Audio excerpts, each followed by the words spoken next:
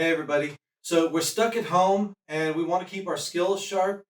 We can do so much by watching videos and just kind of examining things, just train that mind. But there's also a certain extent where we need to train the body, and just doing crunches and push-ups and things like that really aren't going to cut it. We need to practice techniques. We may not always have the benefit of having somebody at home that we can practice on, may not be willing, but we can make a practice dummy. So I'm sure not everybody has one out there. So what you're going to need is a gi top. If you've got a gi, it's fine. Practice against your gi. You just won't have the benefit of your own grips. Okay, so I'm going to lay my gi top out here, and then I'm going to get some towels. Right. So I'm going to start laying these towels out so that they line up more or less close to the cuff of the sleeve on one side and then the other side. Then I'm going to lay one towel across the center.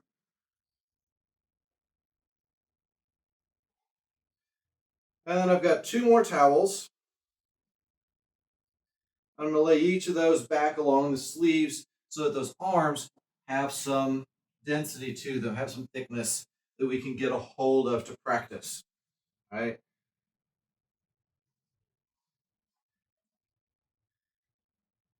Now, in order to make my arms, I'm going to roll these up, and you may decide this is going to be a little too squishy. I'm not going to have the resistance I need. So if you have a dowel, or a set of dowels rather, or some PVC pipe, you can use that.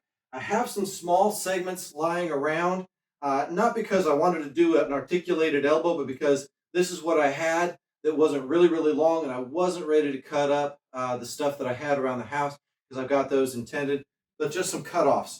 Now, something, you may not see it, but I went ahead and did some hot glue rings around there, right? Not trying to be really super neat. It's kind of messy and blobby, but that's going to help it grip inside here. So I put it in, so it's still not going to be quite up next to the sleeve cuff or even up towards the edge of the towel. That way, if I hit it head on, I've at least got some towel padding that end of that so I don't get hurt, okay? And these can butt right up next to each other. That's not a big deal. All right, so I lay those on there just for size, and I start rolling up. Best bet is bring that down to the end as you start rolling up all the towels, okay? And you'll see that it's starting to roll up on the other side. It's all connected. That's what we want. So I bring this down here, and I start rolling up as well, okay? Then I can finish rolling all the way up. Now I've got my arms. Okay, now I'm going to take my arms and I'm going to stuff them up the sleeves. Okay, it'll start to bunch up. Don't worry about that too much. You can fix it. Okay, so one sleeve and then the other sleeve.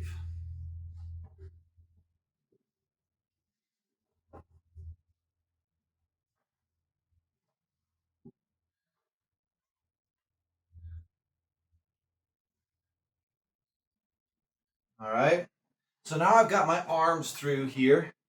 So that's going to be part of my training dummy, but I need a body. Okay, I'm also going to need something to tie this together. So you can use your own belt.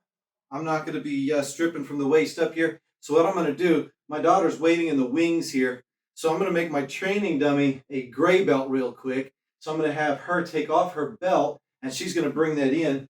But I'm going to stuff these pillows here into my body. Okay, and one pillow may be good. You may want a little bit thicker body, just depending upon your size. All right, you may feel more comfortable working something from mount if you've got a little bit more substance underneath you. That's entirely up to you. And then we're going to crisscross this. All right, thank you, Aylin. Okay, so then all we do is we run that belt around underneath.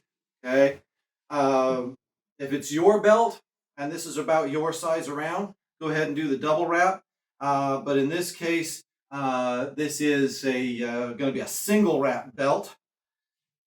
And I'm going to go ahead and Get a good tight knot on that here, and you can do your looping through like you would for your jiu-jitsu belts. Okay, so now I've got a training dummy. Okay, it's not going to give any resistance, but I can still do some good technique. Pinch, arm bar, but look at that arm. I don't think he's going to tap. Okay, but at least gets you a dummy underneath you that will let you practice some technique. Okay, now my daughter's waiting in the wings. Obviously, she's got a belt ready to go, which means she also has that uniform on, ready to go. So we'll be right back in just like a blink to show you what the kids have ready to go out of their rooms to practice their techniques at home. And we're back. So we've got some giant stuffed animals here. They don't need to be huge, just so long as you have something to get the idea of. But I can tell you that these stuffed animals get wrestled with and tapped out here at our house on a regular basis. All right. Minnie Mouse probably needs a promotion, at least a couple of tips by now. And Stitch, well, there's a reason that this kid has a nickname of this little monster right here.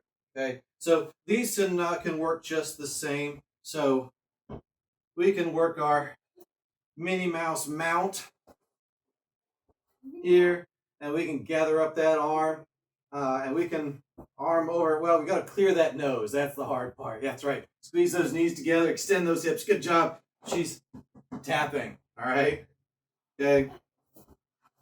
Now, with this, you can also work some techniques out of guard. So we've got some long arms on Stitch here. So Caden's going to work, what, triangle out of guard or your arm bar? What are you going to do? I don't know. He's going to decide here. Slide back this way. All right. He might even work an Plata out of this thing. All right.